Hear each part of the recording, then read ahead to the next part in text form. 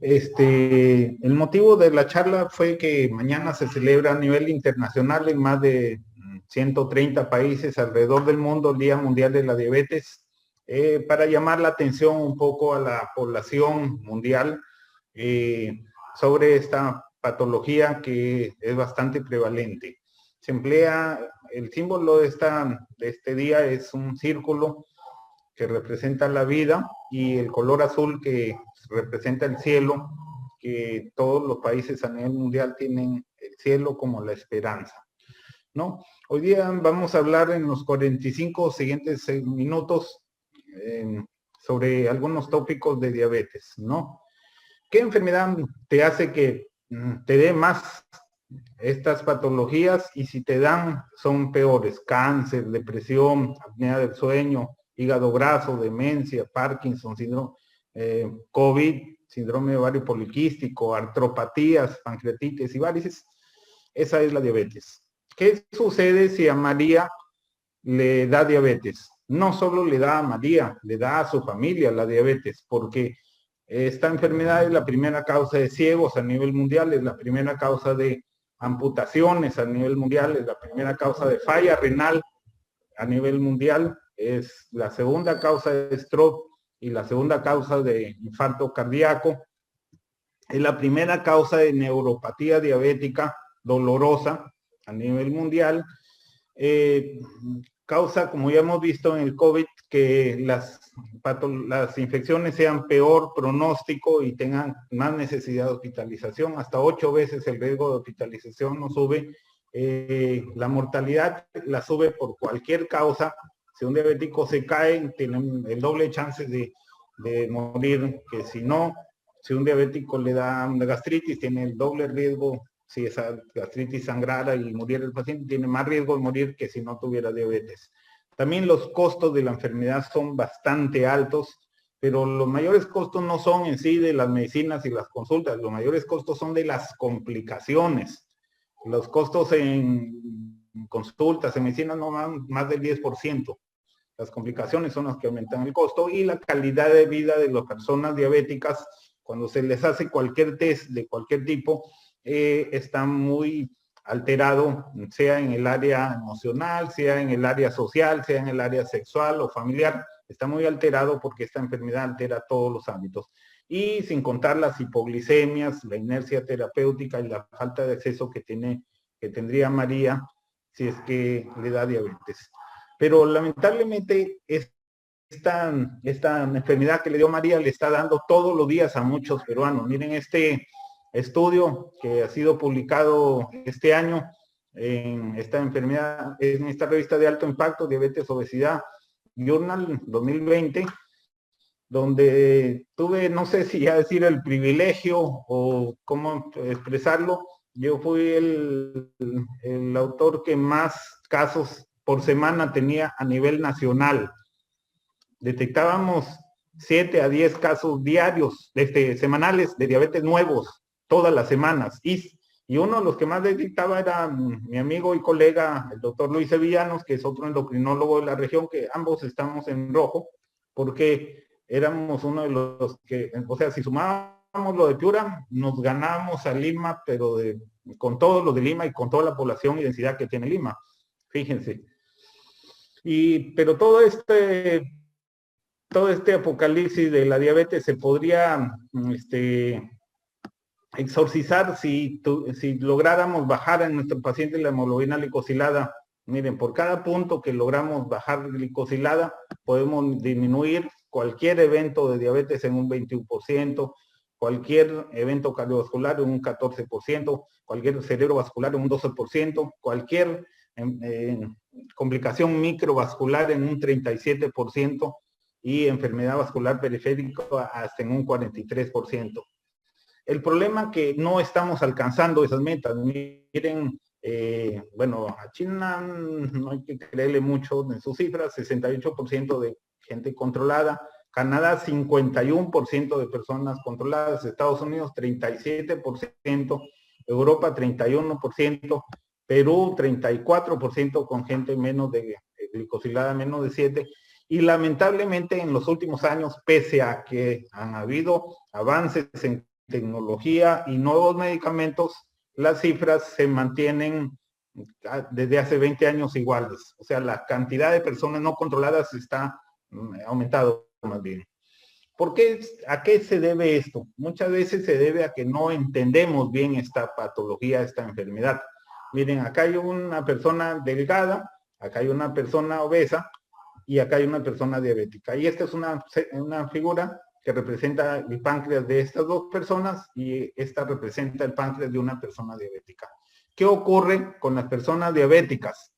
La diferencia entre ser y no ser diabético es la destrucción tanto funcional como estructural de las células pancreáticas. Y esto necesita un tratamiento médico. Y acá vamos a decir por qué. Miren, Luca Pérez es un estudio muy grande donde se determinó que en el momento que diagnosticamos la enfermedad ya tenemos un 50% de células beta fallando funcionalmente y a los 6 años ya tenemos un 25% menos, o sea, ya tenemos un 25% restante, solamente un 75% de células beta fallando. Este es el problema de la diabetes, que es una enfermedad que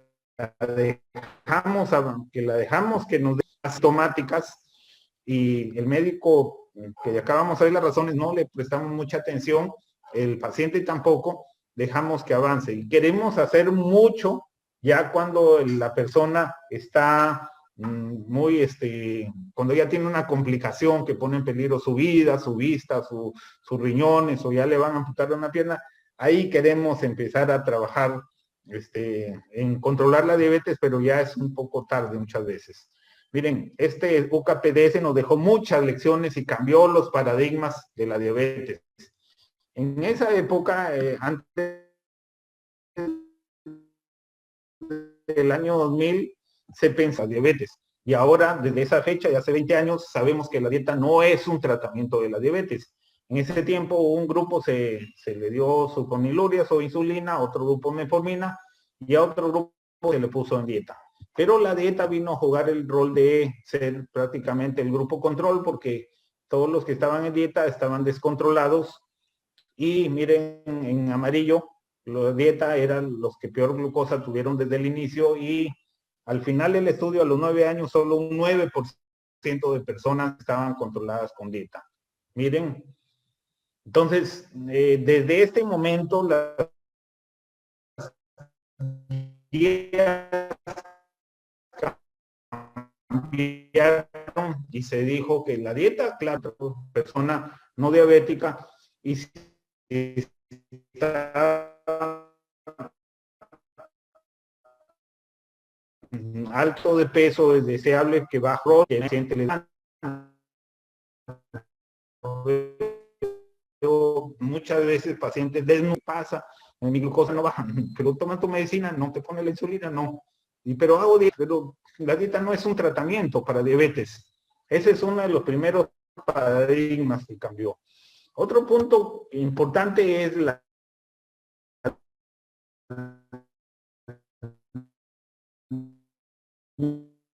metas. Miren, la ADA, la Asociación Americana 7, y las dicen que debe estar debajo de 6.5. ¿Por qué hay esta discrepancia? Y se ha dicho y se ha escrito mucho. Yo quiero brevemente decir que hubo un tiempo, ahora ya no estoy diciendo tanto esto, que yo no estuve de acuerdo con esto de que salió estas guías, decían, si el paciente no tiene buena actitud, bueno, puedes tenerlo hasta 8 de glicosilada. Si tiene riesgo de potencial de hipoglicemia, bueno, no lo tengas en 6, sino en 8. Si la enfermedad tiene mucho tiempo, tiene más de 10 años de diabetes, lo puedes tener hasta en 8, menos exigente.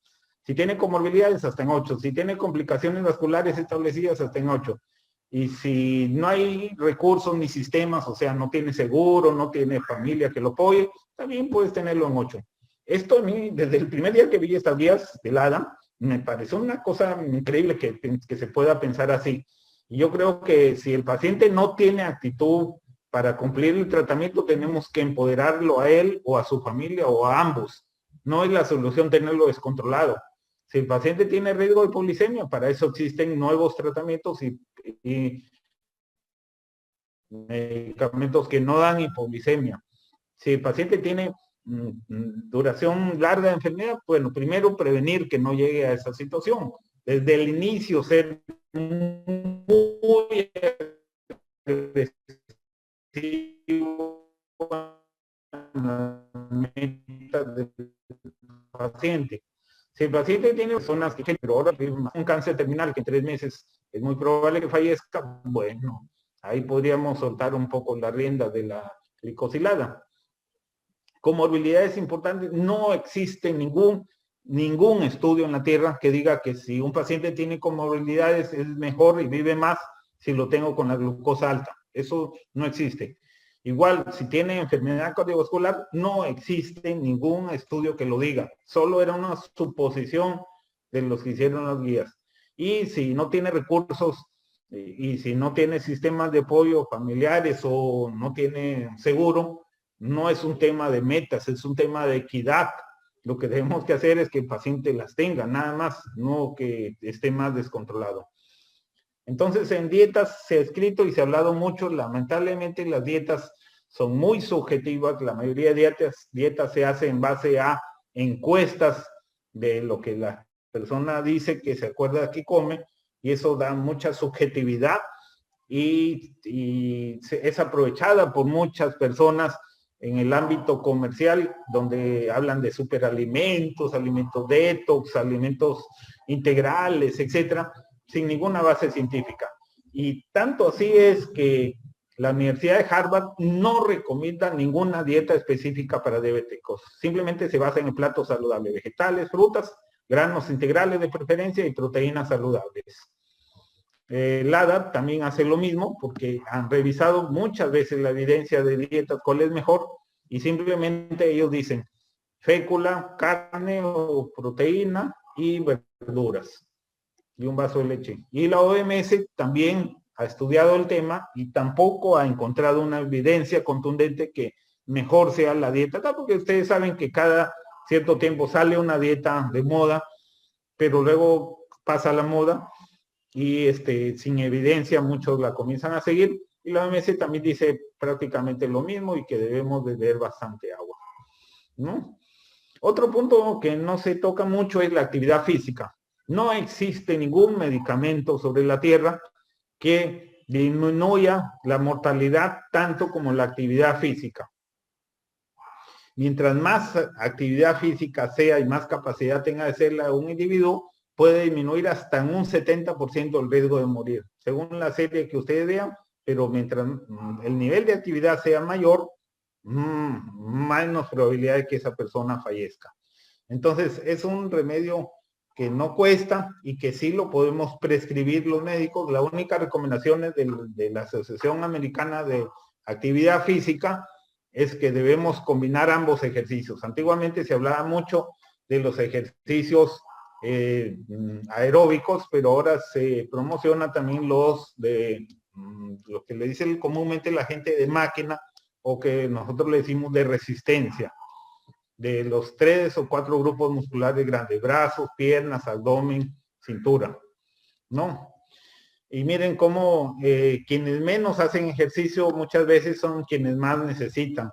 Los hipertensos se benefician, disminuyen su mortalidad. Los pacientes con enfermedad obstructiva pulmonar también disminuyen su mortalidad. Los diabéticos, los fumadores, los obesos y los que tienen colesterol alto, independientemente que bajen o no de peso, el ejercicio disminuye la probabilidad de muerte mientras más activo sea. 8 METs quiere decir que hace una actividad por lo menos 5 veces a la semana, algo que lo agite, como por ejemplo bicicletear rápido o nadar, una actividad un poco ya intensiva, pero 5 METs, que ya disminuyó bastante la mortalidad, es una actividad como caminar en forma apresurada, regar las plantas o hacer el huerto, etcétera. Son actividades un poco más leves y ya de por sí tienen un efecto benéfico, pero no se emplea. Ahora entramos a los medicamentos. La Asociación Americana de Endocrinólogos Clínicos dijo que podríamos empezar con metformina más cambio de estilo de vida si la hemoglobina glicosilada estaba fuera de límites. Bueno, primero hay que ver si está con los síntomas de hiperglicemia. Si está muy sintomático, mejor insulina. Si está con fatiga, si tiene visión borrosa, si tiene mucha sed, si está yendo a orinar mucho al baño, si tiene el apetito incrementado, o sea, la poliuria, polidipsia, polifagia, pérdida ponderal, las P de la hiperglicemia, es mejor empezar con insulina, por lo menos por un tiempo y luego reevaluar el caso. Pero si el paciente está estable, podemos empezar con metformina. Si luego de 3 meses debemos empezar con metformina, ya no, como les dije, las guías cambiaron y ya no es que lo vas a tener a dieta 3 meses perdiendo tiempo. Ya se sabe que eso no va a funcionar. Tiene que empezar con metformina. Y si está fuera de metas, hay que ver si el paciente tiene enfermedad cardiovascular o renal, que tenemos que dar los SGLT2 o los GLP-1.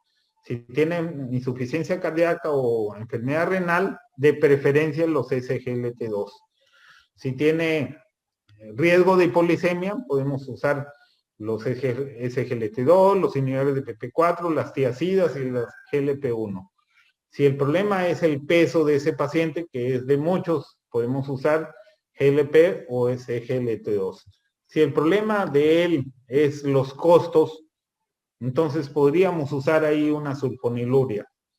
Y si el paciente es muy frágil, tiene más de 75 años, fragilidad no necesariamente va con edad, se asocia así, pero hay personas que tienen menos edad y tienen mucha fragilidad. Podrían usar insulina o inhibidores de PP4. Acá en este grupo están el 20% de los pacientes que tienen enfermedad cardiovascular o renal avanzada, y acá está el 80% de las personas, ¿no? Pero otras guías no solo nos orientan en eso, otras guías nos hablan también de cuánto tiene glicosilada el paciente cuando nosotros lo vemos. Si está menos de 7, le podemos iniciar en monoterapia, más de 7, terapia doble, y si está más de 9 y tiene síntomas, insulina. Y si está en un nivel intermedio, podríamos usar terapia triple. El ALAT también sacó sus guías, también en la misma tónica de esta Asociación Americana de Endocrinólogos Clínicos, donde ellos dicen, si no está estable, bueno, insulina. Si tiene menos de 8, monoterapia con metformina. Si está más de 8 la glicosilada, insulina, más SGLT2, inhibidor de PP4, GLP-1 o sulfonilurias, dependiendo de cada caso, ¿no? Hay una droga que te disminuye peso o por lo menos es neutral, es muy eficaz, tiene beneficio en los lípidos, es económica porque puedes conseguirla como genérica, atenúa todo el síndrome metabólico, es combinable con todos los medicamentos que actualmente existen, no produce hipoglicemia, se tiene más de 60 años de experiencia con ella, da cierta cardioprotección, tiene potencial antineoplásico en 3 estudios grandes y lo último que ha salido que protege del riesgo de malaria a los pacientes y cuando a un paciente diabético le da tuberculosis va a portarse mejor y menos incidencia de tuberculosis. ¿Cuál es esa droga? La metformina. Y por todas estas cosas es que los endocrinólogos amamos a la metformina. No, es con la que casi todas las guías actuales se inician su tratamiento, la latinoamericana, la europea, la asiática y la norteamericana. Pero lamentablemente, la vez pasada escuchaba la charla de una doctora en Estados Unidos, decía, lamentablemente es como nuestro primer amor, nadie se queda con su primer amor y generalmente vamos a la piscina a buscar otros peces, decía ella literalmente.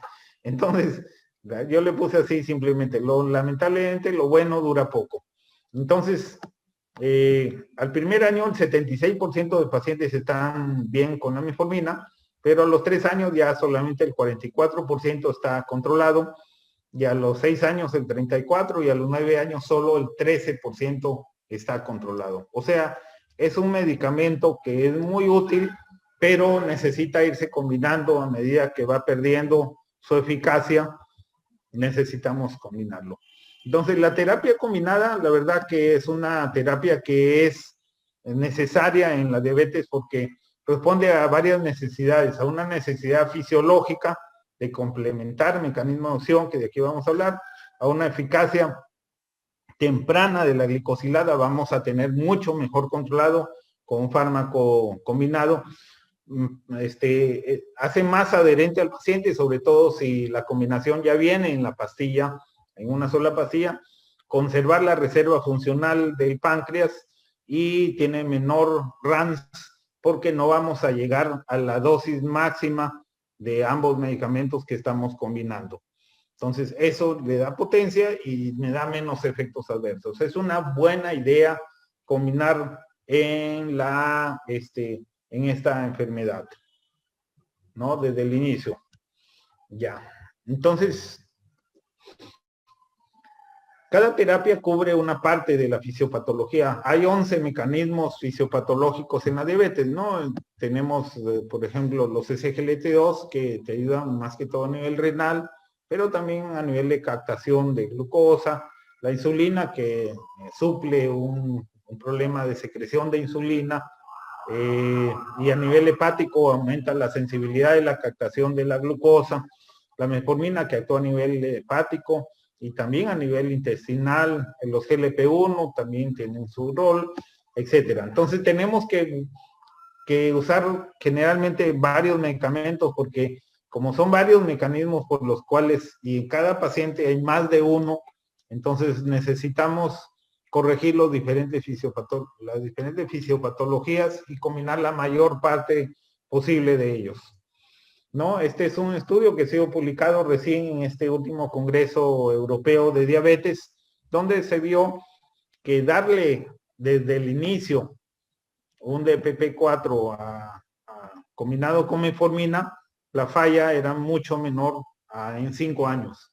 O sea, esto le da sustento a la combinación temprana.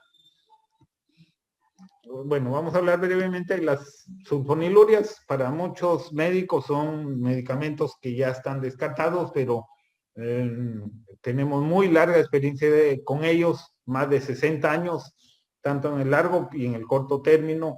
Son muy eficaces, tenemos necesidad de más opciones, no de menos, porque casi, como hemos visto, no es tan fácil alcanzar la glicosilada y hay una variedad de fenotipos y genotipos en la diabetes que tenemos que cubrir.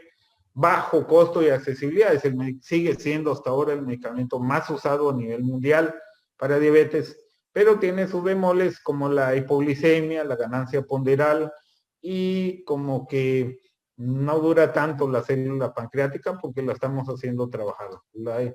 La forma de usar la sulfonilurea es la dosis más baja posible, el menor tiempo, pero sí es una herramienta. Dentro del primer año de una glicemia alta, tiene un rol importante porque nos va a ayudar a cumplir las metas.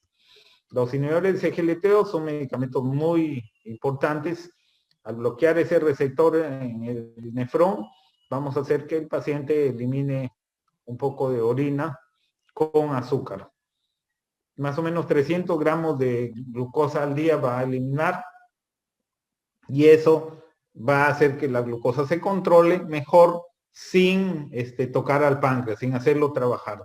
Eso es muy bueno para el diabético, pero estos medicamentos, aparte de tener un mecanismo de acción importante, bonito, que no toca el páncreas, disminuyen el riesgo de insuficiencia cardíaca, de muerte cardiovascular, de enfermedad renal, y ha sido replicado en varios con empaglifosina, con canaglifosina, con dapaglifosina y en tuglifosina, que es un SGLT2 usado en Asia, que lamentablemente no replicó solamente en insuficiencia cardíaca, logró replicar los mismos hallazgos de los otros SGLT2.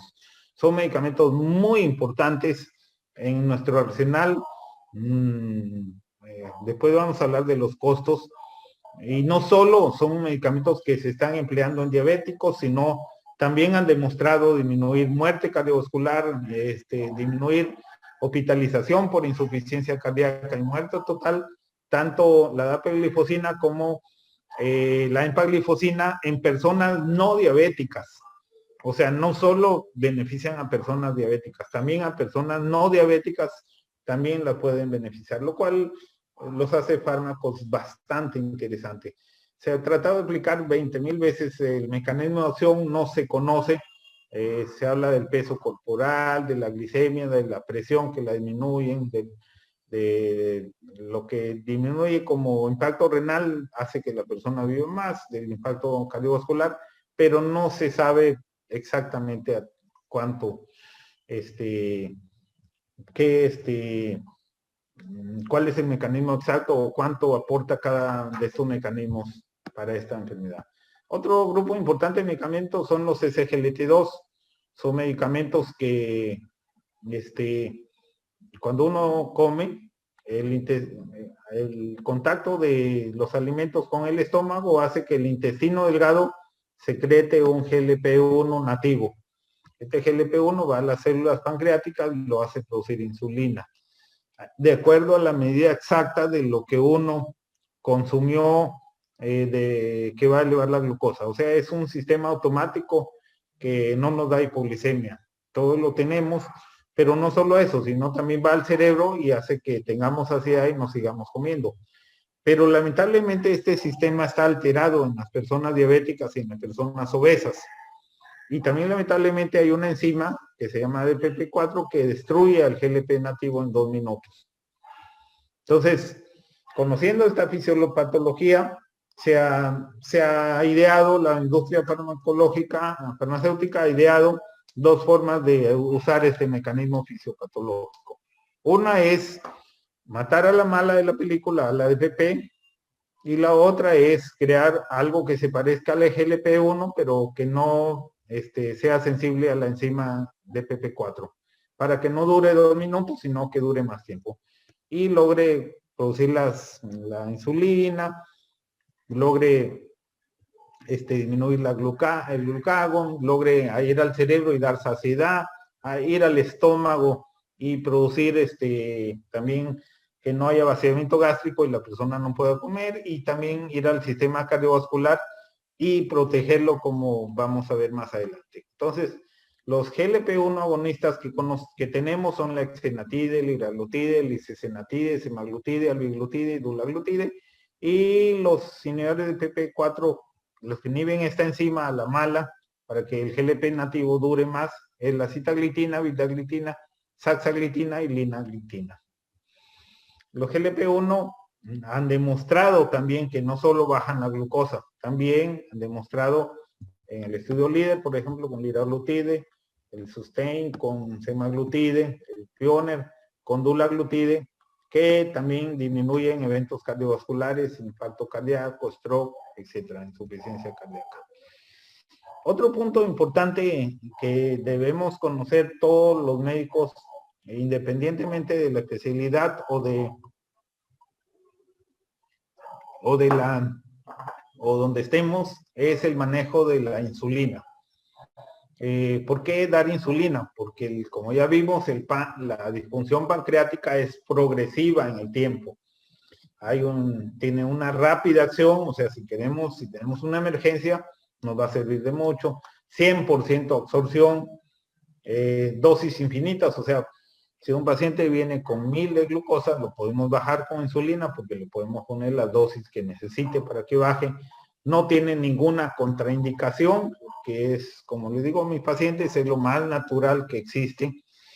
Y da memoria metabólica, evita el deterioro de célula beta, es antiinflamatorio, antioxidante, anabolizante. Por ejemplo, en cualquier complicación de la diabetes aguda, un infarto cardíaco, un pie diabético, es la mejor droga de elección.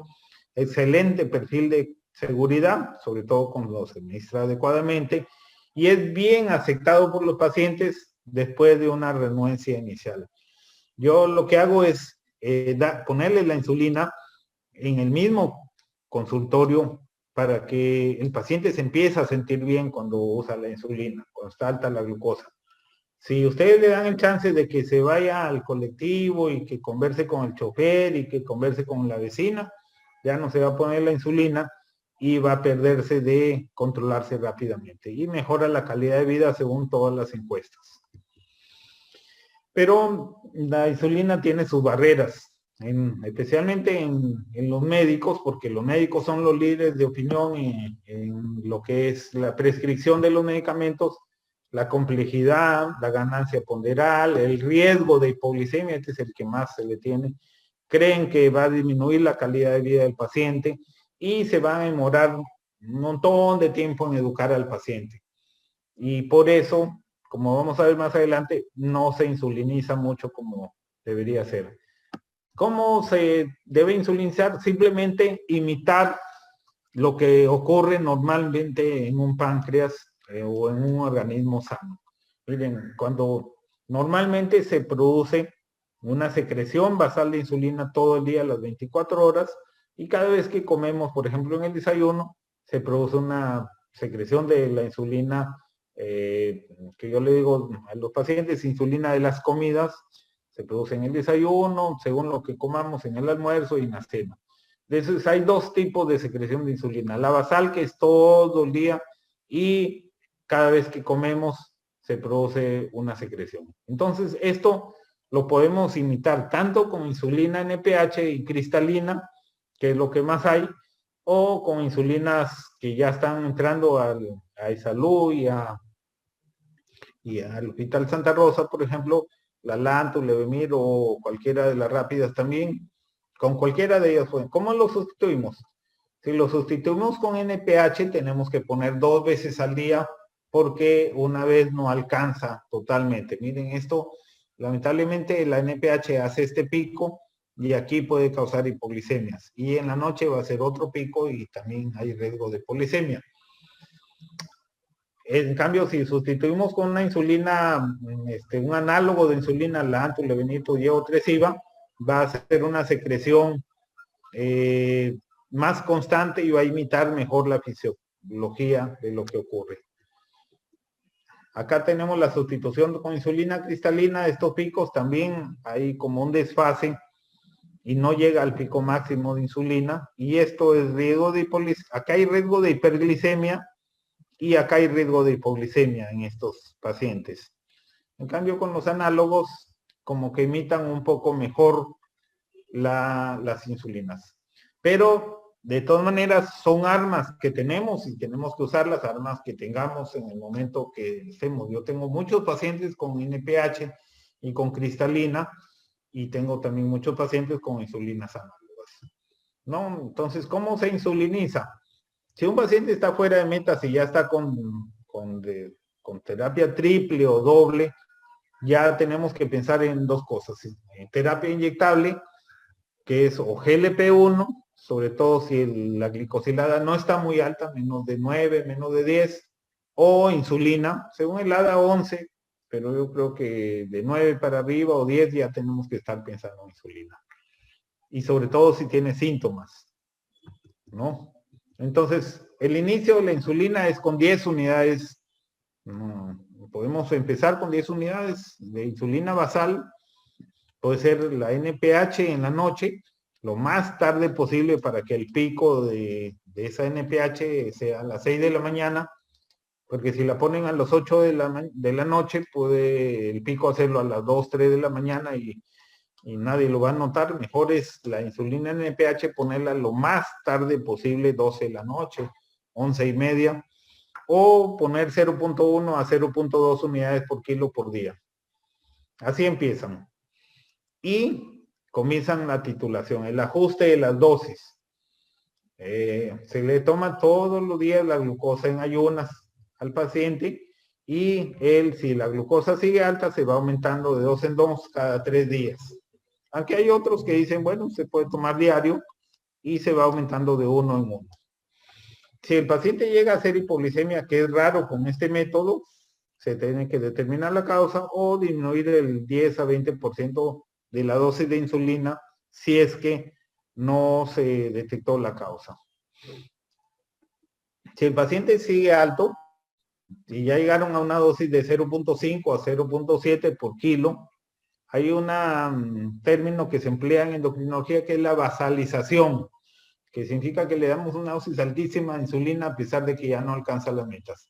Cuando ya está en 0.5 ya tienen que estar pensando, o sea, estamos hablando de una persona de 60 kilos aproximadamente, ya está en 30 unidades de insulina basal, ya tenemos que pensar en, y no está en metas, en adicionar una insulina pandreal, de las rápidas que les dije, sea cristalina o sea un análogo ultra rápido, en la comida principal.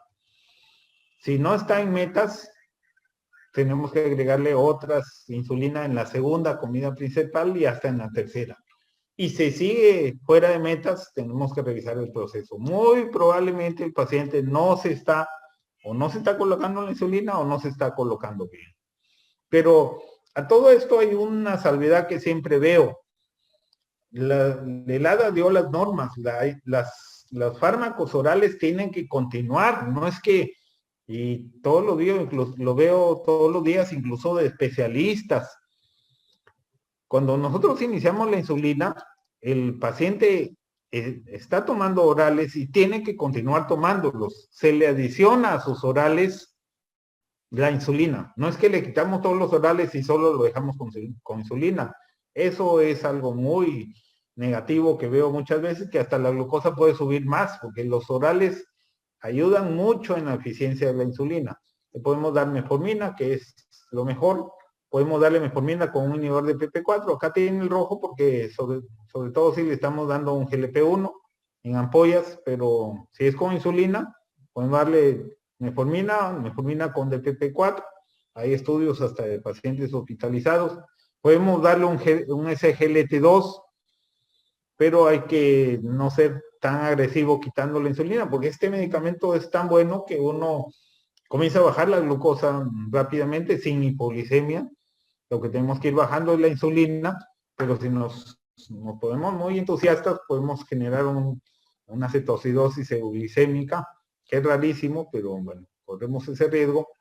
Y las sulfonilurias, que yo no suelo quitarlas. Sí, las disminuyo, las bajo a lo mínimo posible, pero no las quito totalmente, porque cuando las bajo, la glucosa suele subir. Cuando un paciente está con orales, generalmente ya está en dosis máxima de sulfoniluria, que es un medicamento potente, como les dije temprano.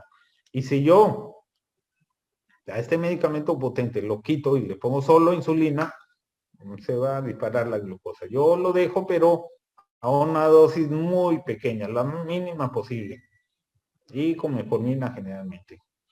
Aquí hay varios estudios donde se ve que agregar o dar la insulina con un medicamento oral, mire, por ejemplo, dapaglifosina, sitaglitina, etcétera, nos hacen que bajen más la glicosilada, nos hacen que el paciente disminuya, que no aumente mucho de peso y que la dosis de insulina sea menor que la que hubiéramos usado normalmente, ¿no?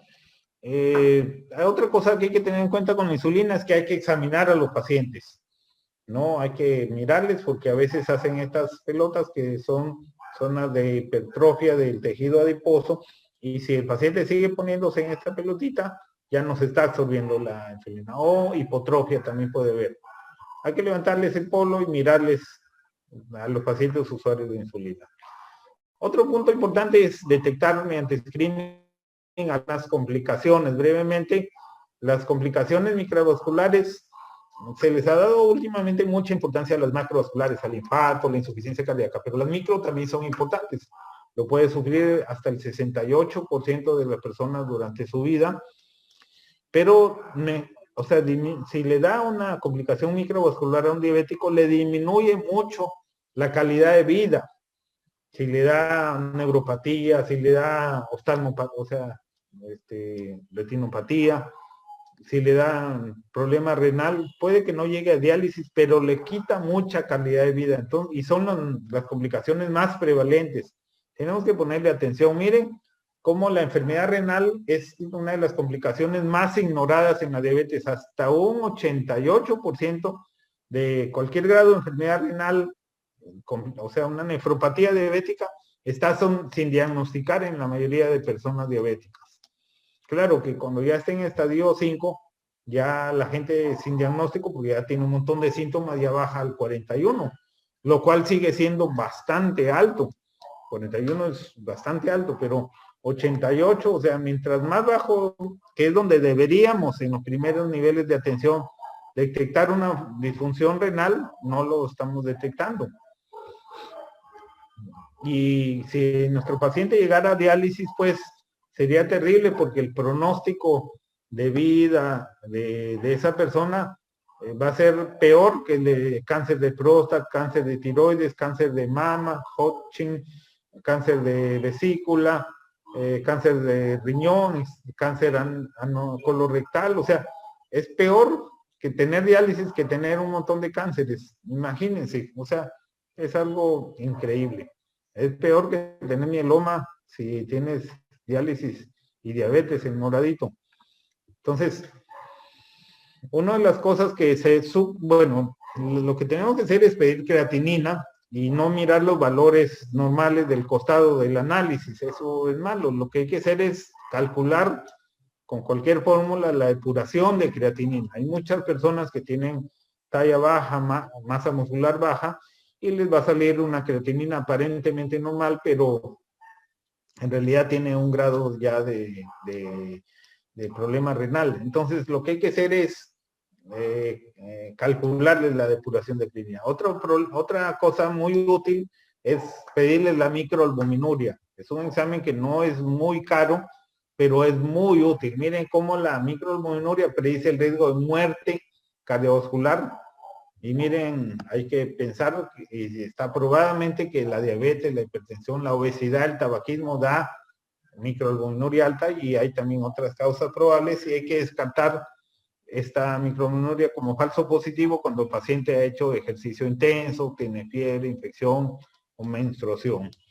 Pero es un dato muy útil para orientarnos acerca del pronóstico del paciente. Yo me recuerdo que junto con una nefróloga, mi amiga la doctora Natapur, teníamos un paciente con 10,000 de proteínas. Y su riesgo de muerte era muy alto, al final terminó muriendo el paciente, pero lo que dicen los libros es. Otra complicación muy descuidada en la diabetes es el hígado graso, que es bastante prevalente, hasta el 80% de personas diabéticas lo tienen versus el 34% de la población general, y el NASH, que es ya la esteatosis más alta, y la cirrosis aumentan un riesgo de 2 a 4 veces en los diabéticos contra la población general. Como les decía, tener diabetes hace que cualquier complicación sea más grave y avance más rápido, ¿no?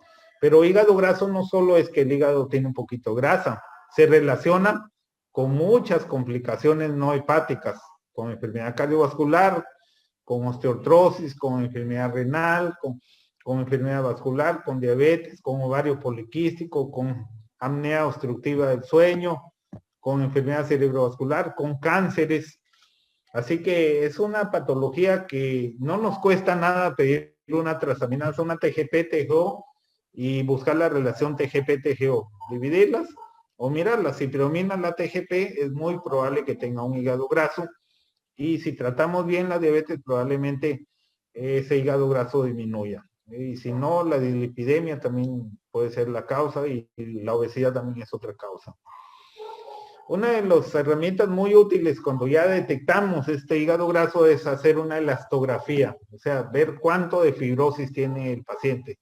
Miren, como en grado 3 de fibrosis, que les informe la elastografía, de 3 a 4 se dispara el riesgo de mortalidad un montón. O sea, es una herramienta que ya es un poco más cara, pero solo le van a hacer a los que ya le salió positivo. Si ustedes no le pidieron ni siquiera transaminasa al paciente, pues ni siquiera van a saber que tiene esto. Pero cuando ya le salió positivo, tienen que hacer, o es deseable tener una elastografía que nos va a dar un pronóstico hasta de mortalidad. Otros 2 puntos importantes es que la diabetes no viene sola, viene con los jinetes del apocalipsis, la dislipidemia, la hipertensión, el sobrepeso, el ácido úrico, el hígado graso, que ya lo mencionamos, ¿no? Son bastante prevalentes en la enfermedad, entonces tenemos que tenerlos en cuenta. Brevemente, hay evidencia científica que el abordaje multifactorial temprano, y temprano es fácil abordar, controlar bien la presión, controlar bien el colesterol desde el inicio de la diabetes, nos va a dar menos mortalidad 20 años después. Entonces es bastante costo efectivo y se puede hacer en la atención primaria.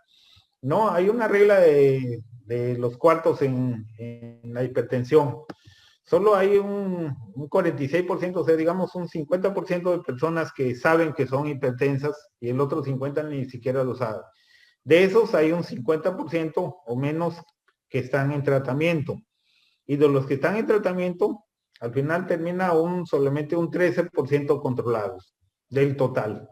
O sea, la mitad está con diagnóstico, la mitad de eso que está con diagnóstico está con tratamiento, y de eso la mitad está bien controlado. Entonces, eso es lamentable porque esta enfermedad se relaciona con evento cardiovascular y acelera todas las complicaciones de la diabetes, las microvasculares. Las metas son bastante discutibles, por ejemplo, la guía australiana dice menos de 140, y si el paciente ya tuvo un stroke, menos de 120, el ADA dice 140-90, pero 130 en algunas personas, sobre todo si tienen enfermedad cardiovascular, si es tolerado el tratamiento. La Asociación Americana del Corazón, 130-80, la canadiense, 130-80, o sea, es bastante por discutir estas metas, pero tienen que tenerlo en consideración la hipertensión. Y lo primero que tienen que usar es un IECA o un BRAC. No, miren, hay bastante evidencia de losartán, irbesartán. Losartán, lo malo que a veces hay que darlo 2 veces al día. El irbesartán viene en genérico y solo hay que darlo 1 vez al día y tiene buen control de la presión, 24 horas, es una sola pastilla. Y miren la evidencia con irbesartán. Hay también con algunos IECA, como el captopril tiene evidencia, el enalapril tiene evidencia, no solo de que disminuye la albuminuria, sino la progresión del daño renal. ¿No? Sobre los lípidos, dice acá al costado, alto es malo, promedio es malo, bajo es mejor, cuanto más bajo es mejor y recontra bajo es mejor. O sea, a medida que salieron los estudios y drogas que nos pueden bajar más el LDL, se determinó que mientras más bajo esté, mejor para que las arterias no se obstruyan, ¿no? Pero aún persisten algunas creencias, por decir, en los médicos sobre las estatinas, ¿no? Justo hoy día estaba con un médico y me decía, no quiero tomar porque tal y cual cosa. He leído, he escuchado. Hay, mira, pacientes, hasta el 5% de pacientes de médicos en Alemania creen que puede dar falla cognitiva, lo cual no ha sido mostrado en ningún estudio. Hay un 42% en Japón y un 45% en Filipinas que creen que puede dar falla renal. Hay un 56% de filipenses y 47% de colombianos médicos que creen que puede dar falla hepática. Y stroke también lo han relacionado de alguna forma, no sé cómo, cuando esto no es cierto. Otro punto importante que tenemos que mencionar es que hay una inercia médica en diabetes.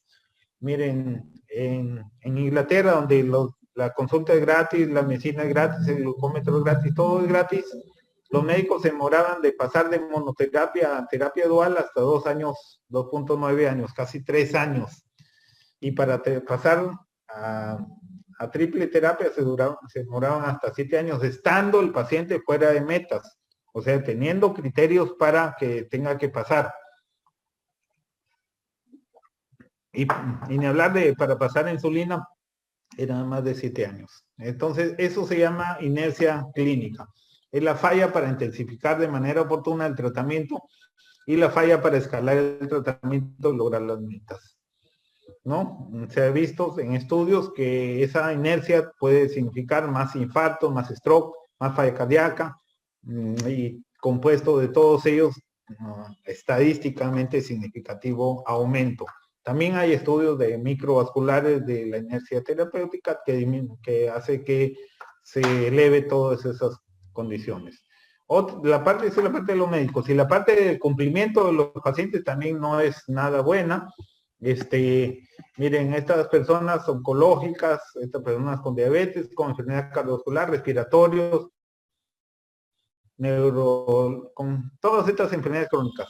Todo el mundo empieza a tomar los medicamentos cuando tiene los síntomas, pero más o menos a los 4 meses, muchísimos ya no están tomando los medicamentos. Miren, los que tienen asma ya no están con su broncodilatador, los que tienen diabetes ya un 50% ya dejó su medicamento, y hasta los que tuvieron infarto cardíaco ya un 30% dejaron el medicamento. Y ni hablar, a los 22 meses ya casi nadie está tomando la medicina. ¿Por qué? Porque son enfermedades crónicas que no dan síntomas. Y bueno, se dice que en diabetes hay un 50% de baja de falta de adherencia, y se ha demostrado en estudios que cuando un medicamento es bueno, pero en la vida real no lo es porque la adherencia es la culpable. O sea, el paciente, y esto lo vemos todos los días en el consultorio, no cumple con ponerse o tomar su medicina. Eso es lo que más debemos insistir en el paciente. ¿Por qué pasa eso? Porque el médico no tiene las metas claras, subestima la diabetes. No, se te subió un poquito el azúcar, tiene miedo, la hipoglicemia, por ejemplo. Ve a veces en la práctica general casos muy complejos, o no tiene el conocimiento o el entrenamiento para ver diabetes, o es muy reactivo solamente cuando ya está complicado el diabético, o procrastina mucho, o no tiene el soporte adecuado. Le ponen 25 pacientes y no puede explicarle todo al paciente, y dice para la siguiente mejor lo insulinizo, y así se pasa el tiempo. De parte de los pacientes hay también muchos estigmas en las redes sociales acerca de los tratamientos de diabetes. No quiere, hay un prejuicio hacia los medicamentos, o tiene una polifarmacia por las comorbilidades, o tiene miedo a la hipoglicemia, ganar peso, o también de parte del paciente, también gente que tiene diferentes fenotipos, la diabetes, y eso hace que necesite un tratamiento más especializado. Y los servicios de salud ya han sido probados con el COVID que no están de lo mejor. Hay un divorcio entre la parte administrativa y la parte asistencial, básicamente, ¿no? Para terminar, vamos a hablar brevemente de la hipoglicemia. La hipoglicemia trae múltiples consecuencias a nivel cerebral, puede haber mareos, caídas, puede disfunción cognitiva, etcétera. A nivel musculoesquelético puede haber un accidente, no solo laboral, también un accidente de tránsito, fracturas, dislocaciones, caídas, cardiovascular. La hipoglicemia puede precipitar un infarto cardíaco, una isquemia, una arritmia. En los servicios de salud, la hipoglicemia hace que la adherencia sea pobre, haya barrera para alcanzar las metas, sea una barrera para alcanzar las metas, la estancia la hace prolongada. Implicancias médico-legales, pueden denunciar al médico una hipoglicemia, aumento de peso. Y en el tema social hay estrés, conflicto, también hay deserción ocupacional, académica, recreacional, mala calidad de vida y miedo a la hipoglicemia.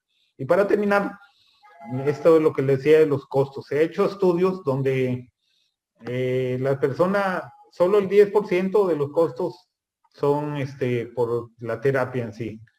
El 30% son por complicaciones agudas, y las complicaciones tardías son las que se llevan todo el dinero.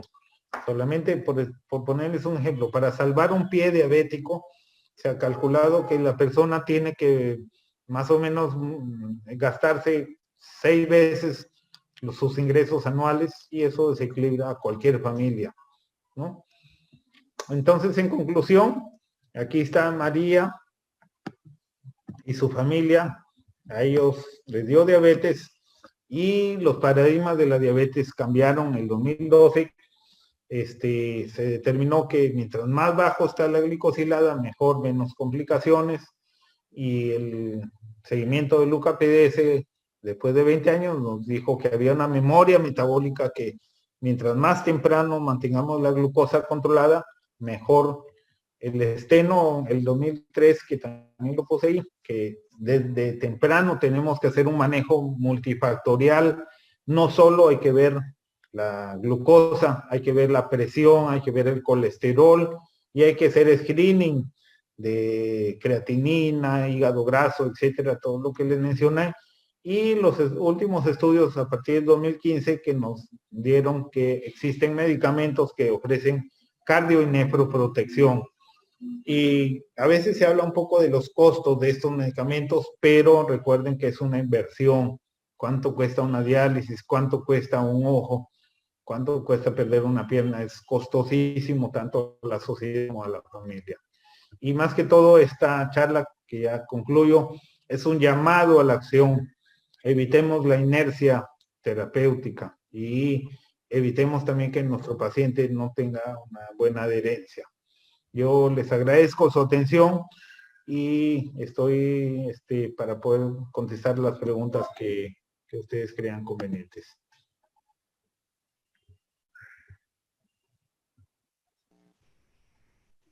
Muchas gracias, doctor Darío.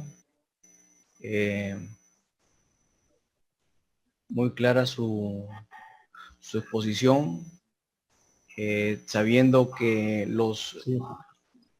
que Piura, pues, y la región norte tiene una serie de casos. Somos, creo que, la región con mayor casos de diabetes y síndromes metabólicos a nivel nacional, lo cual ya se convierte en un problema de salud pública y un reto para las direcciones de salud y para todos nosotros. Será motivo por eso que le va tan bien al doctor Darío, pues, y en la parte con sus pacientes. Nos han hecho bastantes preguntas porque este tema, como se puede imaginar, es manejado directamente inicialmente por el médico general, y nuestras charlas científicas de los días viernes llegan, pues, a nuestros colegas serumistas que se encuentran fuera de Piura y que gracias al internet pueden conectarse con nosotros. Entonces, no sé si podemos plantear algunas preguntas, doctor Darío, para... Sí, doctor, gracias por las preguntas. Con respecto a eso, a nivel nacional somos menos de 300 endocrinólogos y 200 están en Lima. Entonces, la verdad que se necesita el nivel de contención de los médicos. Así es, así es. De los demás Correcto. La primera pregunta nos dice, ¿hay estudios que hablan de la dieta cetogénica como opción al tratamiento de la diabetes? ¿Tiene información referente a eso y además asociado con el ayuno intermitente? Sí. Sobre la dieta cetogénica, sobre todo, se ha hecho estudios en 2020, este año salió un metaanálisis de la dieta cetogénica comparado con otro tipo de dietas. Si bien es cierto, en los primeros 6 meses hay una mejoría de los niveles de presión arterial y glucosa y lípidos, especialmente triglicéridos, el punto está en que esos beneficios se pierden a medida que pasa el tiempo. Hay que recordar que la dieta cetogénica es una dieta que solo dura 2 meses, porque los seres humanos no estamos acostumbrados a no comer carbohidratos. Entonces, son dietas bastante radicales, bastante efectivas, pero todos los estudios no van más allá de menos de un año. Entonces, diabetes es una enfermedad de larga data. El ALAT no recomienda ese tipo de dietas. El ADA es muy cauteloso en recomendarlas, no la ha recomendado. El ADA recomienda una dieta un poco más normal, un poco más pegada a la realidad, porque está demostrado, cuando uno hace cambios radicales, no los puede sostener en el tiempo. Entonces, es una herramienta para empezar quizá, pero sostenerla a largo plazo es muy difícil. El ayuno intermitente sí no he leído nada respecto a diabetes. Se está promocionando un poco, pero no tengo la información aún. Muchas gracias. Hay una pregunta que nos dice, ¿qué se prefiere, dosis tope de antidiabético versus terapia combinada? 100 veces mejor terapia combinada. El Verify, que es un estudio que fue publicado en septiembre de este año en el Congreso Europeo de Diabetes, salió la evidencia que ya teníamos sospecha de que es mejor combinar subdosis de dos medicamentos, porque la célula beta le hicieron un montón un set de función de célula beta a los 5 años y tenía mejor índice de secreción de insulina, péptido C, HOMA, todos los parámetros de función de célula beta estaban mucho mejor cuando se había dado, en este caso, específicamente con un inhibidor de PP4 con metformina, que solo dando metformina sola. Correcto. Entonces, correcto. por lógica y por la necesidad de cubrir más elementos fisiopatológicos, ya se presumía que era mejor así. Yo pienso y lo que recomiendo es combinar desde el principio lo más que se pueda. Excelente.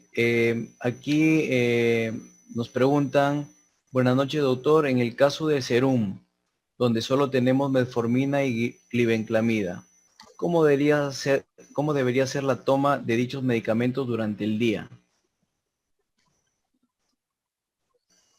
Ya, muy buena pregunta.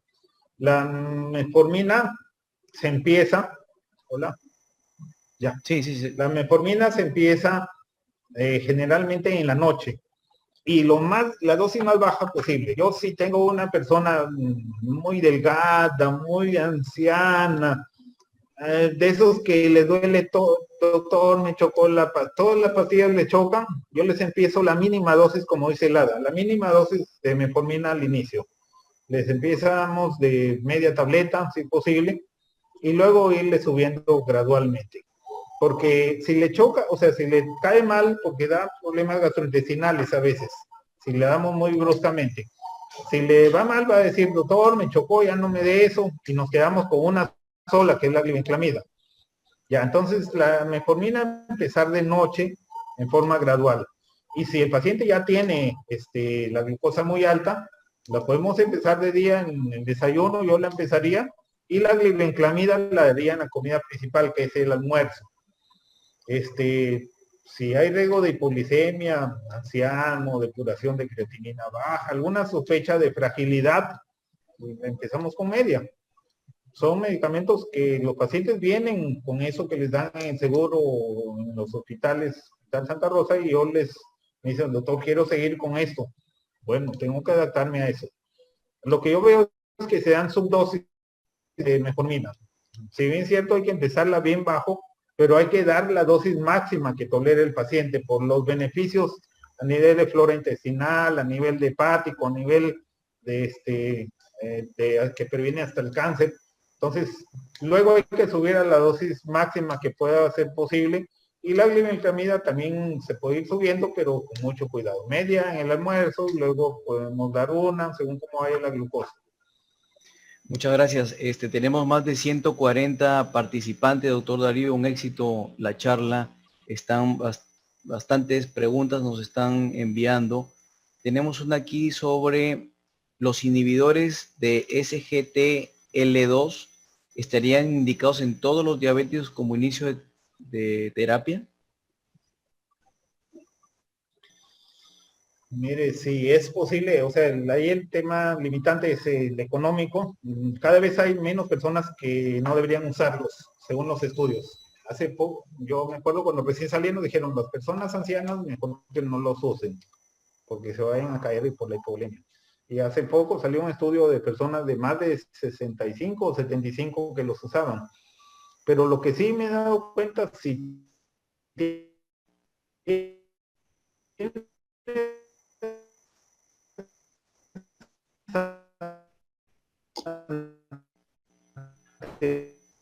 antecedentes de infecciones urinarias diferentes a las infecciones urinarias para la vaginitis o balanitis. Para esa vaginitis o balanitis hay que dar que tomen el medicamento y que tengan bastante higiene al momento de orinar. Pero virtualmente, o sea, si ahora han demostrado que pueden prevenir insuficiencia cardíaca, pueden retrasar que aparezca el daño renal y te bajan de peso, te bajan ácido úrico, te bajan presión arterial. Son medicamentos que cuando uno los da combinados, se ha visto que las dosis bajas de estos medicamentos tienen el beneficio igual que las dosis altas. Yo lo doy con el que viene con metformina, que cuesta la mitad que si empleara el entero. A veces veo colegas que dan entero y eso cuesta caro, pero el que viene con metformina y le va bien, pero siempre combinando. Ok, Yo creo que la mayoría de personas podrían usarlo. Excelente. Hay una pregunta acá interesante por lo que tocó usted en el tema sobre las dietas.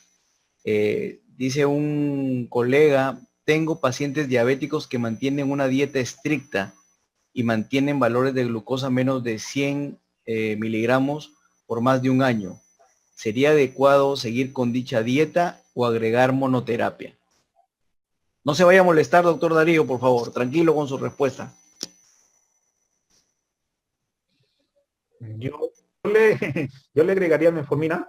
Yo particularmente no tengo ninguno solamente en dieta porque la metformina es barata y si no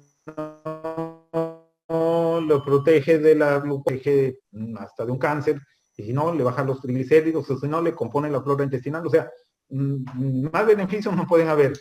Entonces, y me garantiza sobre todo que las 24 horas va a estar bien ese paciente. Como estamos hablando, hay que hacer el control de la glicemia estricto, muy estricto al inicio, porque eso me da una memoria metabólica. Se vio en el EQPS y en otros que si yo soy bien estricto los primeros años, después así me porte mal, ya hice una memoria metabólica y es muy difícil que haga complicaciones. Cosa que se hace al revés, es muy laxo al inicio y eso no da memoria y después queremos ser muy estrictos ya cuando hay complicaciones. Yo particularmente, yo sí le daría, ninguna guía apoya esa posición del colega, pero bueno, es un arte, las guías son guías nomás, es un arte, pero yo creo que tiene muchas ventajas como para no darla, aunque sea lo mínimo de metformina. Muchas gracias. Hay unos casos importantísimos que tal vez sería para otro tema. Este tema pues es súper amplio desde el punto de vista económico. ¿Cuándo es mejor tratar una enfermedad metabólica como la diabetes? ¿Al inicio, prevenirla o cuando ya presentan las complicaciones como hemos hablado, pie diabético, problemas nefrológicos, diálisis, O sea, ceguera, retinopatía? Se convierte pues en una cuestión económica en donde los médicos la tendencia es realmente a mantener la salud de nuestros pacientes y no combatir la enfermedad. Mi pregunta va por ese punto de vista, porque hace algunos años yo tuve la grata experiencia de trabajar en un centro médico de atención primaria y como tú sabes, yo soy cirujano y aprendí que las enfermedades se pueden prevenir. Entonces, si tuvieras que iniciar algún tipo de cambio de vida saludable en una población joven que sale a marchar, que está triste porque ha perdido Perú 2-0 contra Chile, ¿qué actividad física, amigo Darío, le recomendarías a estos compañeros, colegas y amigos que están conectados en esta noche? Es muy costo efectivo, mientras, como todo cosa en la vida y como todo problema, y especialmente en salud, es muy costo efectivo, mejor prevenir que después tratar y que después rehabilitar, ¿no? Como muchas enfermedades. Es muy costo efectivo prevenir. Hay un grupo de gente que tiene el riesgo de ser diabético, hablando específicamente de diabetes, o sea, se recomienda en general que todos los seres humanos tenemos que hacer ejercicio porque eso nos disminuye la mortalidad por cualquier causa. Todos tenemos que comer una dieta saludable y mantener el peso lo más normal posible. Pero hablando específicamente de diabético, la persona que tiene sobrepeso, que tiene hipertensión, que tiene lipidemia, que tiene hígado graso, que tiene ácido úrico alto, o que tiene algún familiar diabético, o el antecedente de haber tenido, en caso de mujer, ovario poliquístico o diabetes gestacional, esos como que ya están un pasito más adelante que el resto de la población. Y en esos hay que procurar que bajen de peso si están en sobrepeso un 7 a 10%. O sea, estamos hablando de unos 5 a 10 kilos. Eso es o sea, lo importante es tener métricas y medir eso. Y la actividad física debería ser lo más, o sea, las más veces a la semana, sin que pase un intervalo de 2 días que no haya ejercicio, pero si es diario, mejor, donde se combine ambos ejercicios, el aeróbico, que es muy bueno, pero el ejercicio de máquinas, el de desarrollar masa muscular, algo que sea, para evitar la sarcopenia. Yo el ejercicio, en Europa presentaron el ciclismo, que es uno de los que más sanos, pero en realidad casi todos los ejercicios tienen la ventaja. El peor ejercicio pues es el que estar enfrente del ordenador todo el día, ese o atendiendo las consultas todo el día. Eso sí aumenta, hay una enfermedad escrita del paciente sentado, que todo el día está sentado por 1000 razones, ese sí tiene alto riesgo de mortalidad. Entonces el ejercicio que sea, que pueda agitar el corazón hasta 120 por lo menos un minuto, unos 20 minutos o 30 o 40 al día, las 3 P's, progresivo, programado, tal hora me toca mi ejercicio y permanente siempre, y que combine algunos días con ejercicio de resistencia. Excelente, Darío, ese es un súper consejo. Aprovechamos para invitar a todos. El Colegio Médico tiene un grupo muy interesante de ciclismo que salimos martes, jueves, sábado y domingo, 6 de la mañana a montar bicicleta. Lo esperamos al doctor Darío y a todos los colegas que tengan tiempo y desempolven su bicicleta para poder dar una vuelta por ahí. Darío, un gusto. ¿Qué días son?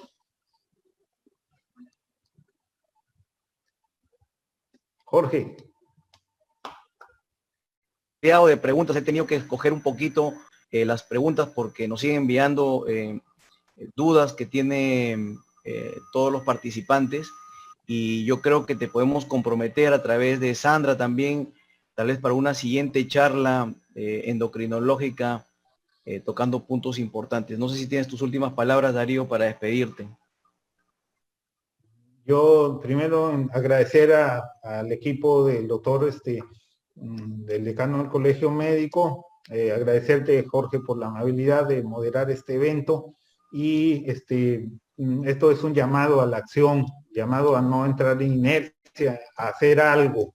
Esto es una pandemia, la diabetes y la obesidad, y trae consecuencias. Nada más yo quiero, yo cordialmente, me encanta hablar un poco de lo que hago todos los días y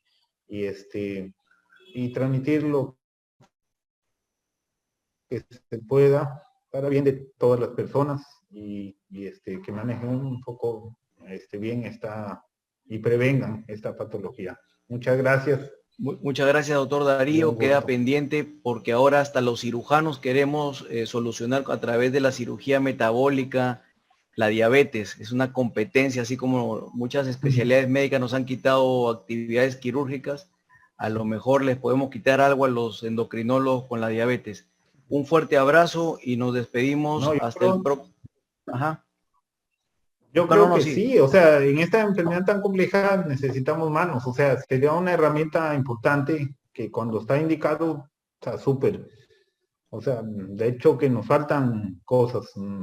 Yo estoy alegre que haya un grupo en Piura que se esté formando, y si hubieran 2 mejor, porque, o sea, eso nos ayudaría. Estamos en una cosa que se ha puesto en evidencia con el COVID. Los casos más complicados han sido obesos o diabéticos. 75% de muertes obesos o diabéticos. Es una barbaridad. Bueno, un abrazo a la distancia, Jorge, y muchas gracias. Que tengan todos los oyentes muy buenas noches.